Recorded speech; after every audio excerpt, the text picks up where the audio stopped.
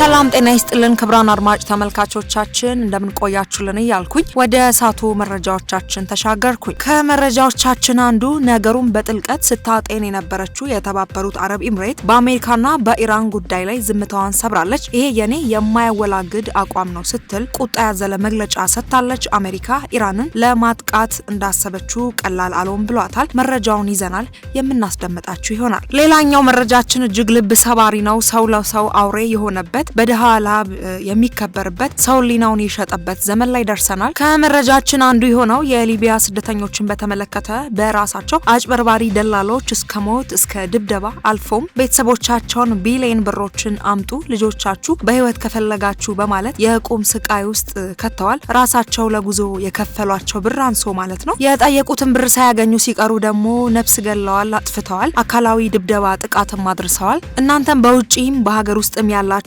ዜጎች ኢትዮናስ ሚዲያችን ደግሞ ደጋግሞ እንደሚለው ከህገወጥ ስደት ራሳችሁን ጠብቁ። ያው ውጪም ያላችሁ ወደ ሌላ ሀገር ለመሄድ ህገወጥ ስደትን ታስባላችሁና ብዙ ጊዜ መረጃም ስለምትሰጡን ማለት ነው። በህገወጥ መንገድ ለሚመጡ እህት ወንድሞቻችሁ ይህን መረጃም አድርሱ። እናንተም ስሙ፣ ተግባራዊ አድርጉ። ብዙ ጊዜ የምንሸወደው በአጋጣሚ የተሳካለት ሰው ይኖራል። ከዛም ውስጥ በእርግጠኝነት ይህንን መረጃ በአሁን ሰዓት የምትሰሙም አላችሁ። ግን ስቃዩና መከራው ምን ያክል እንደሆነ እናንተም ታውቁታላችሁ። ከዛም ደግሞ ለእናንተ በአጋጣሚ ሆነ ማለት ለሌላውም ሰው ይሆናል ማለት አይደለም። እባካችሁ ህገወጥ ስደትን እናስቁም። አጭበርባሪ ደላሎችን ተጠያቂ እናድርግ። በእውነት በሊቢያ ስደተኞች ላይ የደረሰው መከራ እጅግ ልብ ይሰብራል። በደሃ ላብ ደሃን በመግደል ኑሯቸውን የሚገፉ አጭበርባሪ ደላሎችን በድጋሚ በጋራ እንከላከል እንላለን። ይህንን ልብ ሰባሪ መረጃ ይዘናል የምናጋራችሁ ይሆናል። ክብራን አድማጭ ተመልካቾቻችን ዛሬ እንግዲህ መረጃችን እርስዎ ቢሰሙት ያለውን ጠቃሚ መረጃውላ አካተናል። እንዲሁም ደግሞ በስደተኞች ጉዳይ ካሉት ሚዲያዎች በቀዳሚነት እንግዲህ የሚጠቀሰው ኢትዮናስ ሚዲያችን ሁልጊዜም የስደተኞችን ጉዳይ በመስራት ይታወቃል። ዛሬም እንግዲህ ለእናንተ አንዳንድ መረጃዎችን ይዞ ብቅ ብሏል። ታዲያ እስከ ዜናችን ፍጻሜ ድረስ አብራችሁን ቆዩ። ለቻናላችን አዲስ ከሆናችሁ መሰል መረጃ በየሰዓቱ እንዲደርሳችሁ ቻናላችንን ሳብስክራይብ በማድረግ የደውል ምልክቶ መጫነው እንዳይረሱ። ቤተሰብ ይሁኑ። ቪዲዮ ላይክ፣ ሼር በማድረግ ይጀምሩ።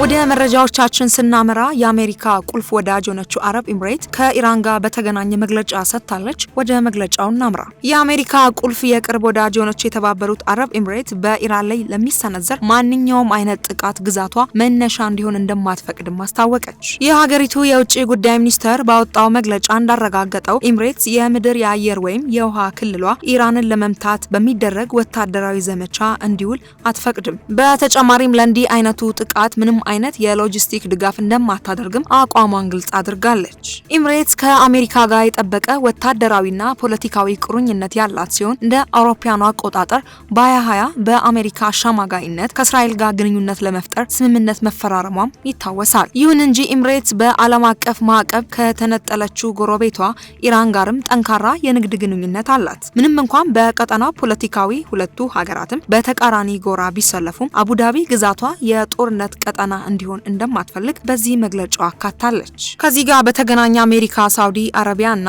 በአረብ ኤምሬት በኩል ኢራንን አጠፋታለሁ ብላ ያሰበችው ቦታዎች ሳውዲም ሆኑ ኤምሬት በፍጹም ግዛታቸው የጦር ቀጠና አይሆንም የሚለው መግለጫም አስጨንቋታል። ሀገራቱም የማይለወጥ አቋማቸው በመሆኑ አሜሪካ የምታደርገው ነገር ጠፍቷታል። ኢራንም እንደሚታወቀው ለጎረቤት ሀገሮቿ ከእናንተ ድንበር በኩል ለሚሰነዘረው ጥቃት እናንተን እጥፍ አድርጌ ያስከፍላለሁ የሚለው የኢራን ቁጣም አይዘነጋም። ይህ ጉዳይ አሜሪካን አበሳጭቷታል። ምክንያቱም በኢራን ጎረቤት ሀገሮች ገብታ ኢራን ላይ የፈለገችውን ጥቃት እንዳትጥልም ማዕቀብም ጥለውባታል። ኛው መረጃችን ከሊቢያ ስደተኞች ጋር በተያያዘ ያገኘነው መረጃ አለ። ወደ ዝርዝሩ እናምራ።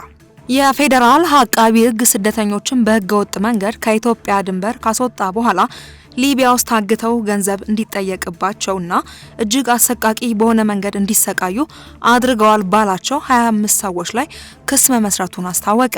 በተከሳሾቹ አማካኝነት ከተዘዋወሩ ስደተኞች ውስጥም የሁለቱ ህይወት እንዳለፈና 15 ሰዎች የደረሱበት አልታወቀም ሲልም ተገልጿል። ክስ ከተመሰረተባቸው ተጠርጣሪዎች ውስጥም በ8ቱ ብቻ የተሰበሰበው ገንዘብ ከ2.1 ቢሊዮን ብር በላይ እንደሆነም አቃቢ ህግም አስታውቋል። ፍትህ ሚኒስቴር ዛሬ ማክሰኞ ጥር 19 2018 ዓ.ም ያወጣው መረጃ እንደሚያመለክተው ይህ ክስ የተመሰረተው በሊቢያ መስመር በሰው ልጅ የሚነግዱ ዋና አዘዋዋሪዎች ላይ ትኩረት አድርጎ የተካሄደው ምርመራ መነሻ በማድረግ ነው። በዚህ ምርመራ ላይ ተሳትፏል ከተባሉ የፌዴራል ተቋማት መካከል ፍትህ ሚኒስቴር፣ የፌዴራል ፖሊስ፣ የብሔራዊ መረጃና ደህንነት አገልግሎት እንዲሁም የፋይናንስ መረጃ ደህንነትም ይገኙበታል። አቃቢ ሕግም በፌዴራል ከፍተኛ ፍርድ ቤት የተመሰረተው ክስ ግለሰቦቹ የተደራጀ የወንጀል ቡድን አደራጅተው እንዲሁም በራሳቸው ሌሎች አነስተኛ ስራ የሚሰሩ ደላሎችን በመመልመል ስደተኞችን ሲያዘዋውሩ እንደቆዩ እንደሚያስረዱም ገልጸዋል። ፍትህ ሚኒስቴር ያወጣው መረጃ ተከሳሾቹ በባህር ዳርና ጎንደር አካባቢ ሰዎችን ወደ ሱዳን ድንበር የሚያጉዙ ተቀጣሪዎችን በማዘጋጀት ኢመደበኛ በሆነ መንገድ ከሀገር ውስጥ ሲያስወጡ ቆይተዋል ይላል። ስደተኞችን በህገ ወጥ መንገድ ከኢትዮጵያ ድንበር ካስወጡ በኋላ ሊቢያ ወስደው በመጋዘኖች ሲያጉሩ እንደነበርም መረጃም ያካትታል። ስደተኞቹ የሚቆዩባቸው መጋዘኖች ተከሳሾችና ግብረ አበሮቻቸው የሚያስተዳድሯቸው እንደሆነ የሚጠቅሰው መረጃው በህይወት ለመቆየት ብቻ የሚበቃቸውን ምግብ እንዲያገኙ አድርገው እንደያዟቸውም ይገልጻል። የስደተኞቹ ቤተሰቦች ከፍተኛ ገንዘብ እንዲከፍሉ ሲጠየቁ እንደነበረና ገንዘቡ እስኪከፈል ድረስም ሰዎቹን በዕዳ መያዣነት ሲይዙ ቆይተዋል በሚልም ተከሰዋል። በፍጥነት ገንዘብ ያልተከፈላቸው ስደተኞችን እጅግ አሰቃቂ በሆነ ሁኔታ እየደበደቡና እያሰቃዩ በተንቀሳቃሽ ምስል በመቅረጽም ወደ ቤቶቻቸው በመላክ ገንዘብ እንዲከፈል ጫና ሲያደርጉም ቆይተዋል ሲሉም ወንጅለዋል። ክስ የተመሰረተባቸው ሰዎች በአጠቃላይ 1800 ሰዎችን በህገ ወጥ መንገድ እንዳዘዋወሩ የገለጸው ፍትህ ሚኒስቴር ከዚህ ውስጥም የ85 ስደተኞች ማንነት እንዳልተለየም ተገልጿል። ማንነታቸው ከታወቁት ሰዎች መካከል ሁለቱ ህይወታቸው ማለፉንና ሁለቱ ሰዎች ደግሞ በድብደባ ምክንያት ለበሽታ መዳረጋቸው ተረጋግጧል ብሏል። 15 ሰዎች ደግሞ የደረሱበት ያልታወቀ እንደሆነ መረጋገጡን አስታውቀዋል። አቃቤ ሕግ የመሰረተው ክስ እንደሚያስረዳው ታጋቾቹን ለማስፈታት የሚከፈለው ገንዘብ ሲሰበሰብ የነበረው 8 ተከሳሾችና ሌሎች ግብረ አበሮቻቸው የባንክ ሂሳብ በመጠቀም ነው። 8 ገንዘብ ሰብሳቢዎች አማካኝነት ብቻ ብራቸው በጣም እጅግ ከፍተኛ ብር በመሰብሰባቸው የአቃቤ ሕግ ክስ መዝገብም ያሳያል ሲል ፍትህ ሚኒስቴርም ገልጿል። የተሰበሰበው ገንዘብ በፍጥነት ሲጠቀሙበትና ለግብረ አበሮቻቸው ክፍያ ሲፈጽሙበት ነበር ያለው መረጃው ከዝርዝሩ ውጪ የተረፈው ቀሪው ገንዘብ በውጪ ሀገርና በሀገር ውስጥም ሀብትም ተፈርቶበት እንደተገኘም ተገልጿል። አቃቤ ሕግ በቁጥጥር ስር በዋሉ 28 ተጠርጣሪዎች ላይ 3 ክሶችን እንደመሰረተም ተገልጿል። የመጀመሪያው ክስ የከባድ በሰው ልጅ መነገድ ወንጀል ሲሆን በወንጀል ድርጊቱ የተገኘን ገንዘብ ወይም ንብረት ህጋዊ አስመስሎ ማቅረብ ድርጊትም ከክሶቹ መካከል ነው።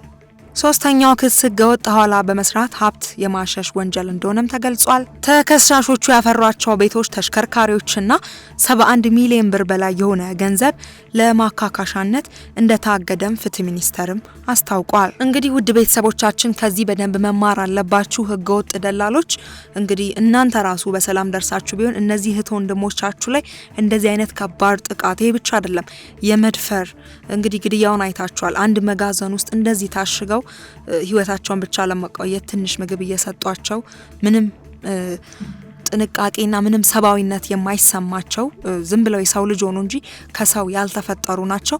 ስለዚህ እናንተ ህገወጥ ስደትን በጋራ ማስቆምም ይገባናል። ከመንግስት ጋር ከኛ ጋር በጋራ ይሄ ነገር ሊቆም ይገባል። እህት ወንድሞቻችን ላይ ሊደርስ የሚገባው ጥቃት እንግዲህ እናንተንም ሊያማችሁ ይገባል ማለት ነው። እንግዲህ ከህገወጥ ደላሎች ራሳችሁን ጠብቁ። ለእህት ወንድሞቻችሁም ይህን መረጃ አድርሱ። በቀጣይ በሌላ መረጃ እስከምንገናኝ ድረስ በያላችሁበት ጤና ይስጥልን።